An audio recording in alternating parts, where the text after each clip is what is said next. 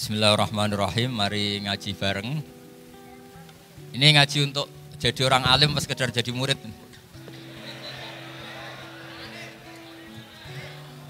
Kalau untuk orang alim ya enggak usah suka uang dulu.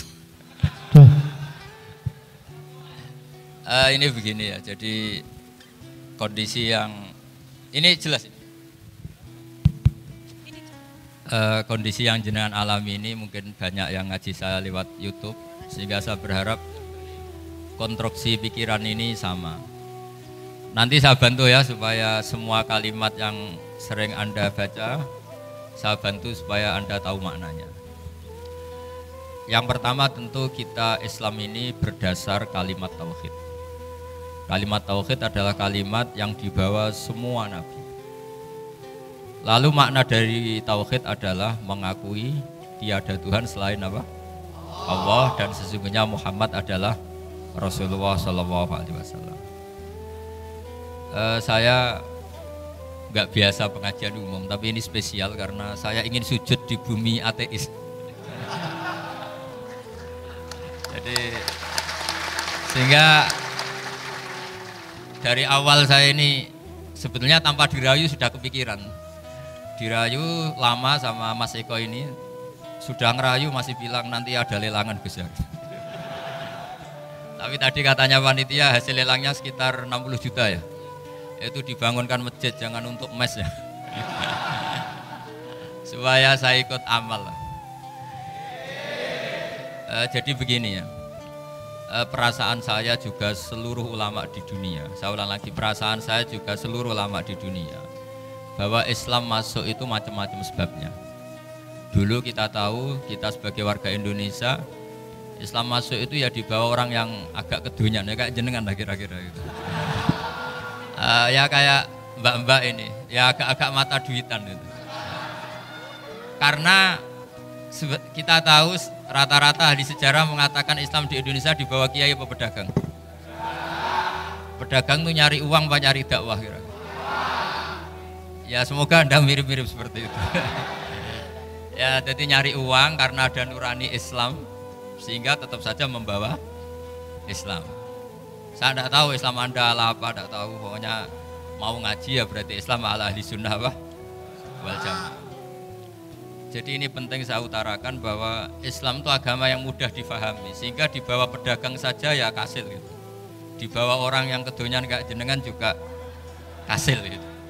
Dibawa orang baik ya kasil, dibawa orang broken juga kasil.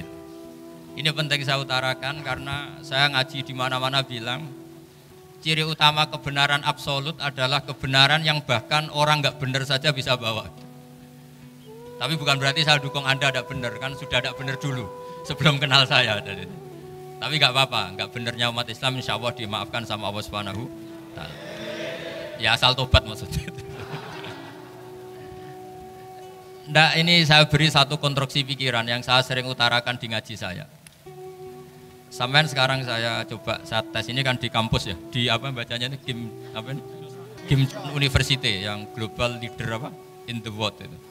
Ini keren lah, jadi acara ilmiah kita ditakdir di gedung apa? Kampus, gedung universitas di begini. Kalau 1 ditambah 1 2 itu namanya hakikat. Ciri utama hakikat adalah siapapun akan menerima. Saya sekarang tanya sama Anda, kira-kira 1 tambah 1 2 itu musuh Anda pun mengatakan 2 apa tidak? Ya. Pekerja Korea ya bilang 2, rektor Al-Azhar juga bilang 2. Kamu yang sekarang sedang mungkin sebagian broken sama istri juga bilang 2.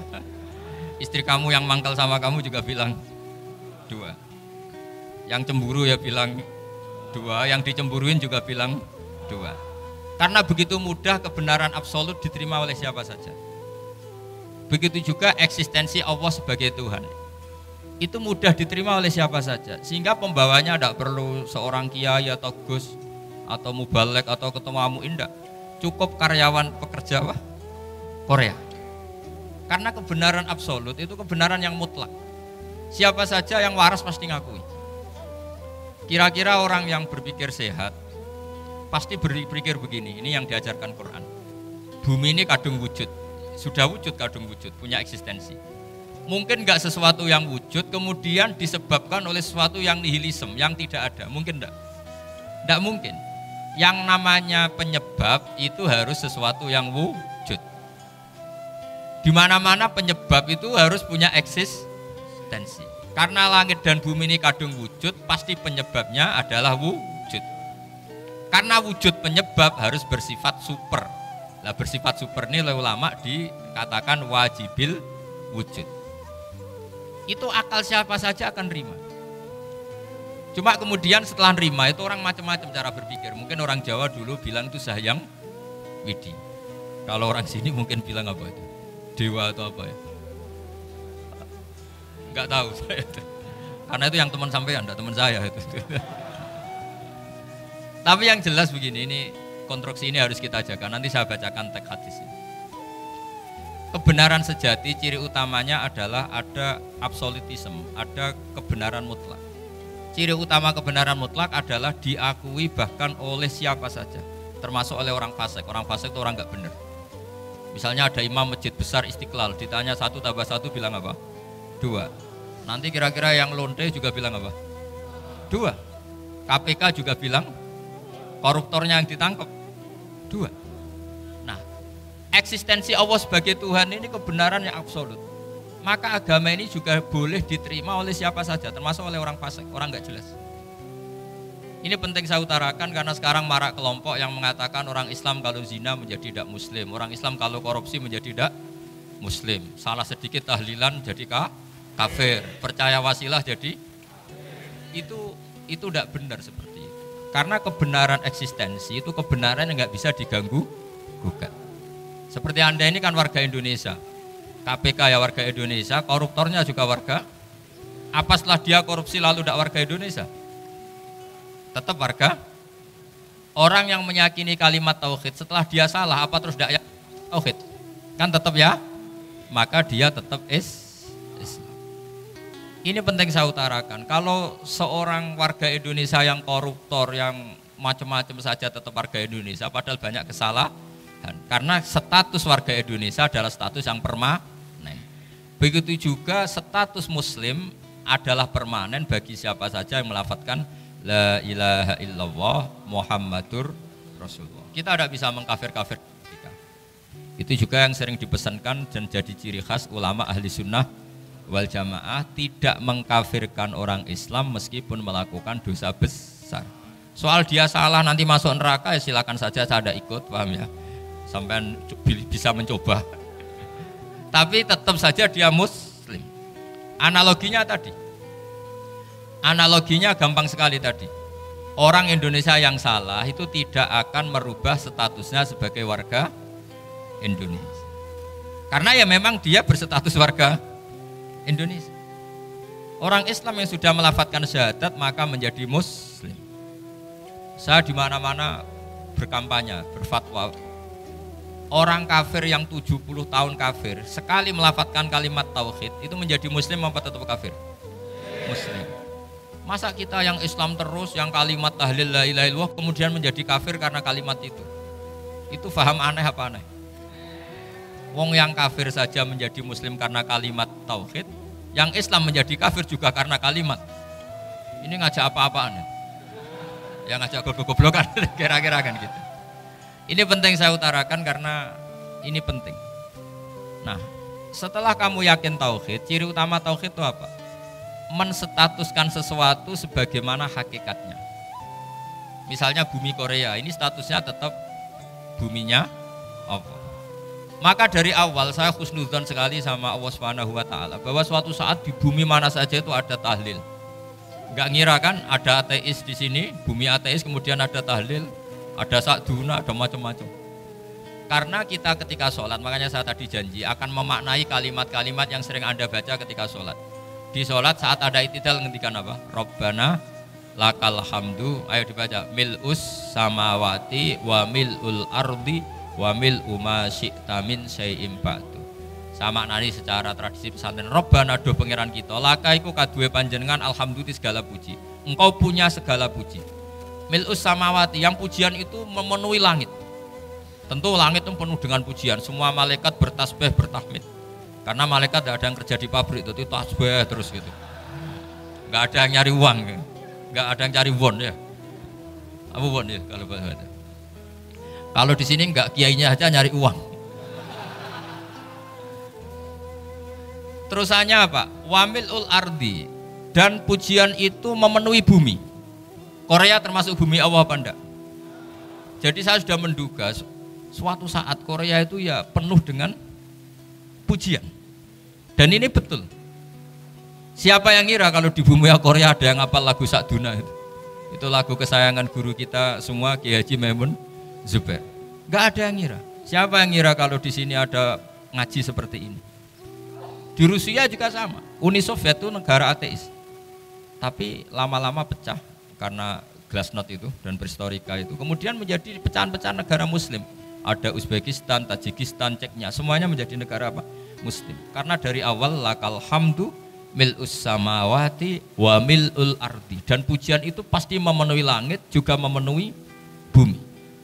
Kalau Anda baca itu di Indonesia mungkin wajar, di Indonesia banyak acara-acara seperti ini. Tapi kalau di Korea ternyata benar. Dan Anda ini kalian semua termasuk pembuktian benarnya wa mil'ul ardi. Keren kan sampean? Oh keren sekali, bukan sekedar keren, keren sekali. Makanya saya jarang diundang pengajian mau, tapi dia undang di Korea mau. Tapi saya tidak niat datang undangan, memang saya ingin datang. Jadi ya karena itu, ini bentuk penghormatan saya. Bentuk penghormatan saya bahwa pada akhirnya benar-benar lakal hamdu mil'us samawati wa mil'ul ardi. Jadi Anda tidak perlu pesimis, dulu Indonesia juga seperti itu. Banyak Buddha, Hindu, semacam ateisme. Kemudian berkatnya para ulama sekarang jadi negara yang mayoritas Muslim. Korea, barokahnya orang-orang kedonyan seperti ini banyak Islam itu. Enggak apa-apa.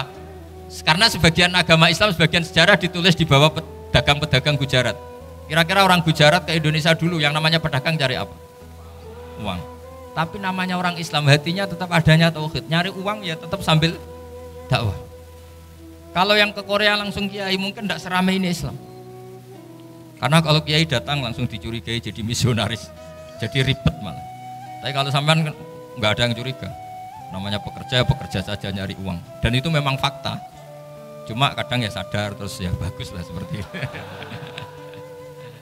Nggak apa-apa. Maksud saya ini saya memberi support, memberi tasjek bahwa Allah itu luar biasa. Jadi kalau ingin menyebarkan agamanya macam-macam.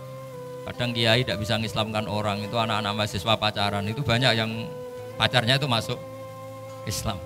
Tapi sampean jangan bilang pacaran halal, ya tidak pernah halal. Tapi Allah kalau menghendaki memberi hidayah itu jalannya macam-macam. Ada yang lewat kerja, coba yang bayangkan ada tahlilan di Korea itu semua kiai tidak pernah bayangkan. Tapi setelah banyak pekerja di sini, kemudian mereka insaf atau sedang insaf, tidak tahu ini. Sampai kapan insafnya juga tidak tahu. Tapi yang jelas ini hebat. Ini apa? Hebat. Tahu-tahu ya seperti ini. Makanya iman saja Rabbana lakal hamdu mil'us samawati wa mil'ul ardi.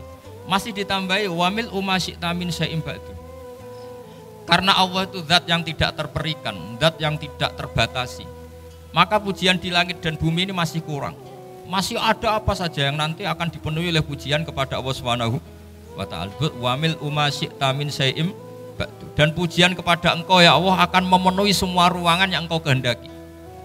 Mungkin suatu saat negara-negara yang sekarang yang paling minim Islam itu di Amerika Selatan, kayak di Argentina dan sebagainya, itu nanti suatu saat juga penuh dengan pujian, karena tetap Rabbana lakal hamdu mil'us samawati wa mil'ul ardi wa mil'u ma syi'ta min syai'in ba'du. Saya di Jogja setiap akhir ngaji saya ajarin wiridan. Mungkin wiridan ini tidak asing bagi jenengan karena sering saya baca. Subhanallah wa bihamdihi adada khalqihi wa ridho nafsihi wa zinata arsyihi wa midada kalimat. Bahwa kita memuji Allah itu adada khalqi, sesuai jumlah makhluk Allah. Semua makhluk Allah meskipun kelihatannya mengecewakan, ini semuanya memuji sama Allah Subhanahu wa taala. Meskipun kadang kita kecewa, kadang kita tidak cocok. Coba barokahnya Anda ini agak-agak kecewa gitu dengan Indonesia karena nggak menyediakan lapangan kerja untuk Anda. Tapi ya nggak kecewa-kecewa amat ya, agak-agak saja. Karena Anda tetap semua mencintai Indonesia. Gara-gara agak-agak kecewa cari negara lain. Akhirnya di Korea, ada yang di Jerman, ada di Inggris. Tapi bawaan pernah ngaji di musola, Islam ini ke bawah. Sehingga karena Islam ini ke bawah, tahu-tahu ada komunitas yang memikirkan Islam. Umumnya orang mikir Islam itu ya bikin masjid. Kalau di Korea unik, nyewa apa? Nyewa gedung untuk masjid. Itu kalau diceritakan di Indonesia aneh. Ini masjid sewaan. Masjid. Tapi kalau di sini lazim, karena kalau beli mahal ya cukup sewa. Saya tidak tahu kalau dalam terminologi agama tempat Anda sujud ini nanti jadi saksi di akhirat. Itu yang permanen apa yang sewaan tidak tahu. Jadi nanti bumi ini tanya, ya saya ya Allah pernah dipakai sujud, tapi setelah 1 tahun nggak kuat menambah lagi. Makanya saya dukung tadi yang ada gerakan masjid apa. Sebenarnya permanen nggak permanen itu tetap bagus, tidak usah memaksakan. Yang jelas saya sudah ikut nyumbang lelang tadi, dan saya berharap uang itu benar-benar untuk masjid. Kalau untuk takmirnya juga nggak apa-apa, yang penting untuk menghidupi masjid. Saya juga termasuk kiai yang nggak suka kalau hukum itu terlalu fanatik. Misalnya uang ini untuk masjid, kemudian imamnya diterlantarkan karena alasannya ini untuk masjid. Imam kan tidak masjid. Nah ini kalau imamnya nggak diservis kemudian mutung terus pulang ke Indonesia, ini jadi masalah. Tapi saya juga agak suka kalau ada negara gitu. Betul-betul saya tidak suka yang imamnya itu terlalu diservis. Ini buruk sekali kan. Pernah ada anekdot, ini anekdot tapi nyata. Ada negara yang sangat sehat, Islamnya sangat sehat. Itu imamnya 1 bulan tuh digaji 70 juta. Kira-kira 70 juta dibagi 1 hari berapa? 5 sholat ya? 5 kali 30 berapa? Kira-kira saja 150. Berarti per sholat dapat berapa ya? Kira-kira kan biasa potong gaji kalau berapa kira-kira? Singkat cerita, si kiai dari luar negeri tadi cerita apa Indonesia? Kiainya miskin-miskin, datang ke masjid kan kadang pakai ontel, adzan sendiri, qomat sendiri, sholat sendiri kadang. Itu nasib orang-orang Sragen dan Salatiga sebagian. Itu yang lapor karena mereka itu. Kalau Rembang insya Allah enggak. Tapi ada semuanya Salatiga, sebagian begitu. Itu yang cerita kiainya, bukan hoax, memang kiainya cerita. Nasib kiai di Salatiga Gus katanya. Itu digojlok, tapi tetap sholat. Sehingga cerita orang tadi cerita, imamnya di sana naiknya Mercy, muadzinnya pakai BMW. Itu tetangga sebelah Indonesia banyak yang fasilitas imam seperti itu. Karena gajinya sampai 70 juta. Setelah dia cerita bangga karena negaranya mengapresiasi imam sholat, sama ke Indonesia dia omongin gini, makanya kamu sholat terus, takut potong gaji ya. Gitu. Itu kagetnya bukan main dia. Dikira itu satu sifat kelebihan negaranya, ternyata buruk sekali karena imam sholat karena takut potongan gaji. Akhirnya ke Indonesia bangga, alhamdulillah kita sholat tanpa gaji dan tetap sholat. Keren mana yang digaji sama Anda? Ini yang di atas ini banyak calon imam. Nggak keren mana imam yang digaji sama Anda? Keren yang enggak. Tapi kalau pertanyaannya dibalik, keren mana jamaah yang peduli imamnya sama yang enggak peduli? Jadi jawabannya harus tetap seperti itu. Imamnya keren yang ikhlas, tapi jamaahnya keren yang peduli imamnya. Jelas ini ya fatwa saya ya. Gimana? Imamnya baik yang ikhlas, tapi jamaahnya baik yang peduli nasib. Nah, tapi sekali imam dari awal enggak ikhlas itu harus di PHK. Ya. Itu bahaya bagi agama kalau awalnya sudah ada ikhlas. Karena nanti setelah habis subuh terus dihitung, setahu saya sholat terus kok kenapa gajinya tinggal segini? Ya, setahu saya sholat terus kok gajinya tinggal segini. Terus nanti takmirnya bilang, kemarin duhur Pak Yai tidak ngimamin, kemarin asar tidak ngimamin. Terus dihitung, bisa enggak agama akan berjalan seperti itu? Enggak. Ya makanya pertanyaannya tadi, suka atau punya imam ikhlas? Suka, tapi imamnya juga suka kalau jamaahnya peduli. Ini penting, jadi saya mensupport Anda, mensupport kalian semua bahwa agama ini akan diurus oleh Allah Subhanahu wa taala. Makanya Sayyidina Umar radhiyallahu anhu kalau disuruh mikir agama itu tidak mau. Enggak mau betul. Ketika Umar jadi khalifah itu puncak keemasan masa Islam. Semuanya stabil, semuanya hebat. Sampai Irak, Iran zaman itu Persia masih, semuanya Mesir, itu semuanya ikut Islam. Ketika Islam pada puncaknya, yang dikhawatirkan oleh masyarakat adalah begini, lalu setelah Umar itu bagaimana? Islam setelah dipimpin orang yang tangguh, yang kuat, yang waroi, yang zuhud, lalu setelah Umar itu gimana? Tapi Umar disuruh mikir gak mau. Sampai setiap Abdullah bin Umar jalan-jalan di kampung-kampung tuh abahnya dianggap pecundang. Tahu sampean pecundang? Orang yang nggak tanggung jawab. Karena orang-orang bilang gini, ya Abdullah bin Umar, bagaimana pendapat Anda kalau ada penggembala kambing di tengah hutan atau di tengah padang rumput, kemudian dia ninggal gelanggang kambingnya, kamu anggap penggembala ini gimana? Oh itu penggembala yang dolim itu. Pasti kalau kambing ditinggal ya kacau. Apalagi ini umat Rasulullah Shallallahu Alaihi Wasallam. Ini abah kamu tidak pernah wasiat, tidak pernah ngatur suksesi. Lalu Islam setelah dia bagaimana? Suruh dia ngomong penggantinya siapa? Karena beliau sudah sepuh, harus ada suksesi. Akhirnya Abdullah bin Umar lapor ke Umar. Ini gimana abah, orang mengkomplain begini. Apa kata Umar? Agama itu beda dengan kambing katanya. Agama itu milik Allah Subhanahu. Mbok saya pikir, tidak saya pikir tetap jalan. Nah ini terbukti, jangan ulama ya ndak, mufti ya ndak, tapi bisa menjalankan agama. Kalau agama sampean pikir malah rusak, sudah pokoknya lakukan saja, tidak usah dipikir. Akhirnya betul, karena agama ini milik Allah. Soal kita serius memikirkannya itu karena khidmah, karena kita ingin berbakti pada agama. Tapi Anda tidak boleh berpikir kalau agama ini butuh pemikiran Anda. Beda loh ya. Kita khidmah agama serius karena kita ingin mengkhidmati agama. Tapi agama ini tidak pernah butuh kita, karena agama ini akan diurus oleh Allah Subhanahu. Coba pas sampean kecil, orang jilbaban di Indonesia itu banyak apa banyak sekarang? Banyak sekarang. Kiainya mutu orang dulu apa mutu orang sekarang? Tapi perkembangan Islam itu ramai sekarang apa ramai dulu? Ramai sekarang. Islam menyebar di seluruh dunia itu. Zaman Wali Songo, zaman sampean keren mana? Keren sekarang. Kualitas solehnya sampean sama Wali Songo? Wali Songo. Ini betul.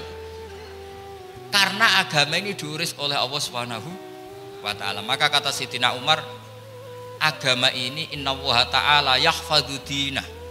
Innallaha ta'ala la yudhi'u khilafatahu wala dinah. Allah itu tidak akan menyia-nyiakan agamanya. Ini terbukti. Agama ini pernah dipimpin orang terbaik di dunia, yaitu Rasulullah Shallallahu Alaihi Wasallam. Ketika beliau intakola ila rofiqil ala, ketika beliau pindah ke alam sana, diteruskan oleh sahabat yang tentu jauh di bawah Rasulullah. Diteruskan tabiin, diteruskan para wali songo, diteruskan sayang sampean yang jauh di bawah wali songo, sejauh-jauhnya. Tapi agama jalan sampai Korea. Agama jalan sampai apa? Dulu Wali Songo itu hanya sampai Mojokerto, sampai Tulungagung. Di bawah sampean, Klayaban sampai mana ini? Korea. Coba kalau Allah tidak ngurus, nggak bisa. Yang gerakkan hati ini sampean peduli sama masjid siapa? Allah Subhanahu wa taala. Yang menggerakkan hati sampean peduli sama agama siapa? Tapi yang menggerakkan sampean ke Korea apa? Uang kan?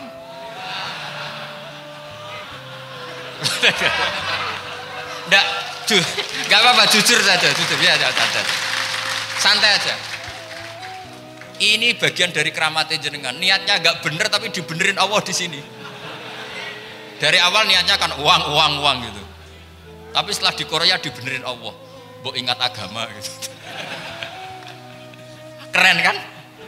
Makanya yang syukur sama Allah Subhanahu wa taala. Yang bisa hanya Allah taala. Makanya dalam dunia kiai selalu baca apa? Alhamdulillah alladzi hadana li hada wa ma kunna linahtadiya laula an hadana. Alhamdulillah kita diberi hidayat seperti ini. Kalau tidak Allah tidak bisa. Sudah mata duitan, kadang istri ngomel, mertua tidak percaya. Sudah setengah-setengah broken gini di. Saya tidak tahu sampai ke Korea itu karena broken pas saking sayangnya keluarga. Potensinya hanya dua. Dibela-belain kerja demi keluarga atau agak broken maka ke sini. Tapi apapun potensi itu tetap baik, itu takdir sudah, itu takdir, tidak usah dibicarakan. Semua itu apa? Karena orang kalau sedang rukun ya tidak mau tukaran, kalau sedang tukaran ya tidak mau rukun, itu sudah semuanya takdir.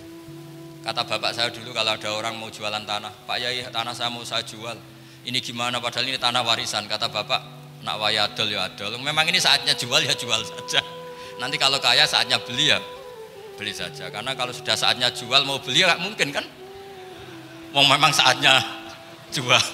Kalau sudah kaya kan nggak mungkin jual tanah, saatnya beli. Maka semoga masalah di keluarga sampean ya masalah musiman. Maksudnya yang tukarannya ini musiman, yang rukunnya permanen. Jangan tukarannya permanen, rukunnya musiman. Setelah melihat yang lebih cantik, katut babon, nggak tahu saya nggak tahu.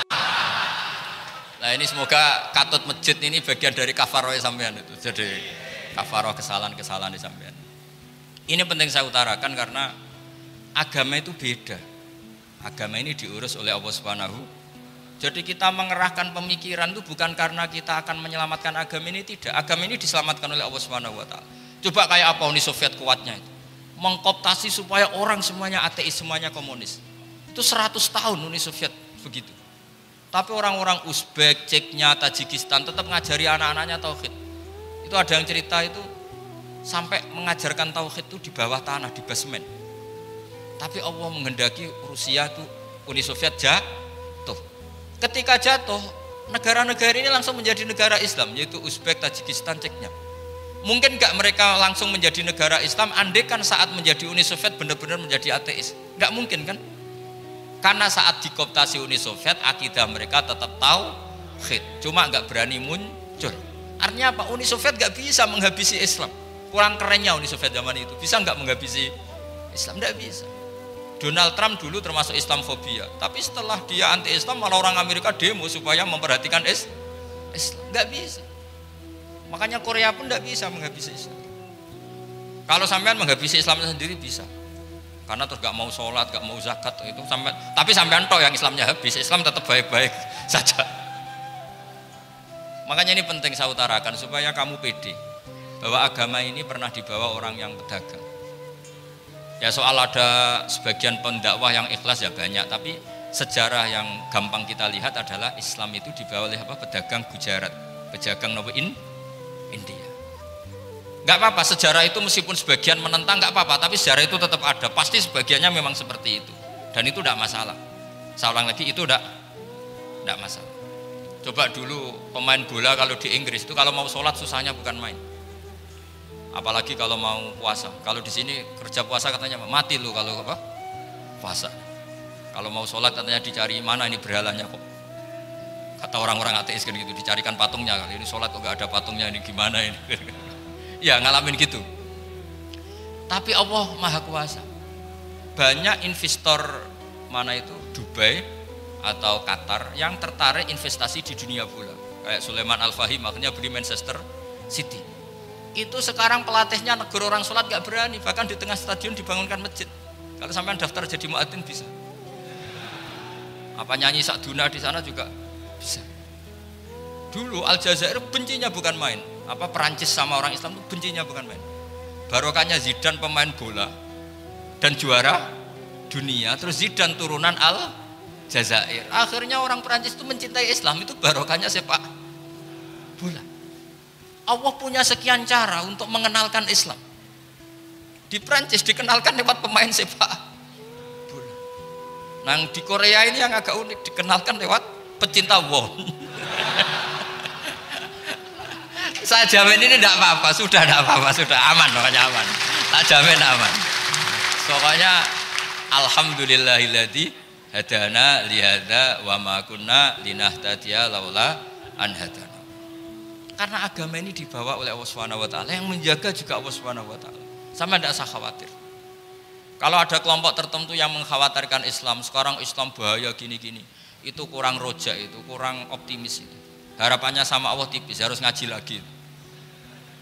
Agama ini limangka nayarjuwa wal yaumal akhir. Agama ini bagi yang terus-menerus berpengharapan kepada Allah Subhanahu wa ta'ala. Agama ini limangkana yarjuwaha. Coba bahasa Arabnya roja yarju rojaan. Maknanya harapan. Jadi agama ini bagi yang selalu berpengharapan, bukan yang pesimis, bukan yang hati kecil, apalagi yang tukang putus asa. Coba agama ini begitu luar biasa dibawa orang yang macam-macam. Tadi di Perancis dibawa oleh pemain apa? Bola. Ada masjid di Inggris itu ya dibawa mahasiswa-mahasiswa itu yang dulu sebagian yang nggak pernah ngaji, setelah di Inggris bikin komunitas pengajian. Di Korea dibawa tadi pecinta apa? Tapi lama-lama cinta Tuhan. Karena ya memang sebenarnya sudah cinta Tuhan. Cuma ya cara cinta ini nunggu punya uang Ya sudah, alhamdulillah seperti ini sudah luar biasa sudah. Insya Allah diterima oleh Allah Subhanahu wa Ta'ala.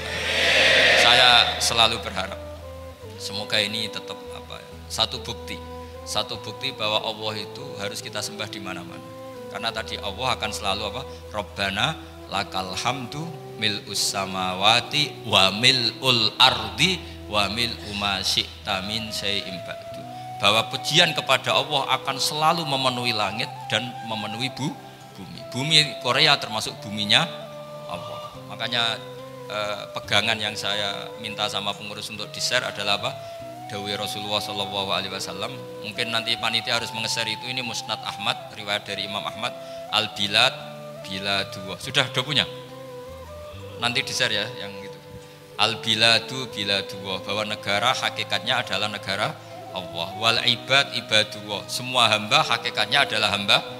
Di hadis itu fahaitsuma asabta khairan faakim. Kapan saja kamu menemukan kebaikan di tempat Anda berdomisili, faakim, kamu enggak apa-apa di situ. Kamu di sini dapat uang, dapat masjid, dapat sewa masjid. Enggak tahu sewa apa permanen, pokoknya itu bagus gitu aja. Buminya dirayu. Bumi meskipun ini enggak permanen, tapi tetap jadi saksi loh ya. Harus ada kompromi ini. Karena kalau dengar orang Indonesia jadi aneh, masjid kok nyewoi. Tapi aneh di Indonesia, ada aneh di sini, sampean tenang saja. Tentu malaikat pencatat di sini juga sudah tahu kalau sebagian masjid itu sewaan. Jadi ya ada eskal-eskal amat lah, sudah.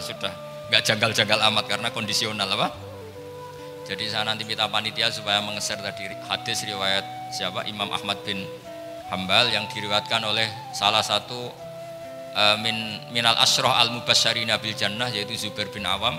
Nabi ngendikan al-biladu biladullah, negara mana saja adalah negara Allah. Wal ibad ibadullah, semua hamba adalah hambanya Allah. Fa haitsuma asabta khairan, di mana saja kamu mendapatkan kebaikan, fa'akim, kamu tidak apa-apa berdomisili di situ. Ya saya mohon ini penting sekali. Pokoknya saya mohon kalimat tauhid ini dijaga. Karena kalimat tauhid ini kata semua ulama kasajaratin thayyibatin asluha tsabitu wa faruha fis sama. Dan kalimat tauhid ini pasti tu'ti ukulaha kullahinim biizni rabbiha. Kalimat tauhid yang dibawa umat Islam seluruh dunia. Meskipun dia orang fasik, orang enggak benar, tetap tu'ti ukulaha kullahinim biizni rabbiha. Kalimat ini akan membawa berkah bagi orang yang dihinggapi atau didomisili ini umat Islam.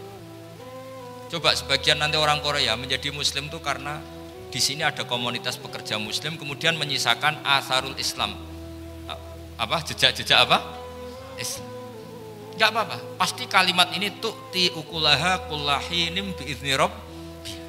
Jadi kalimat tauhid adalah kalimat yang kata Allah tu'ti ukulaha kullahinim biizni rabbiha. Anda tidak usah khawatir bahwa apa yang Anda lakukan apapun kecilnya akan ditulis oleh Allah Subhanahu wa Ta'ala. Kata Allah wa naktubu ma qaddamu wa atharahum. Di mana di surat Yasin itu?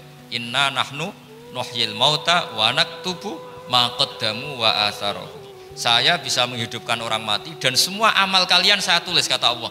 Wa atharahum, dan jejak-jejak yang pernah kalian lakukan juga ditulis. Misalnya Anda sudah pulang di Indonesia, ada orang sholat di masjid ini, oh ini era Kang ini, era Mas ini. Nanti setelah itu ya ini era Mas ini, Mas ini. Menjadi familiar Islam juga barokahnya muassis-muassis ini, pendiri-pendiri ini. Semoga kalian semua barokah dan fid dunya wal akhirah. Assalamualaikum warahmatullahi wabarakatuh.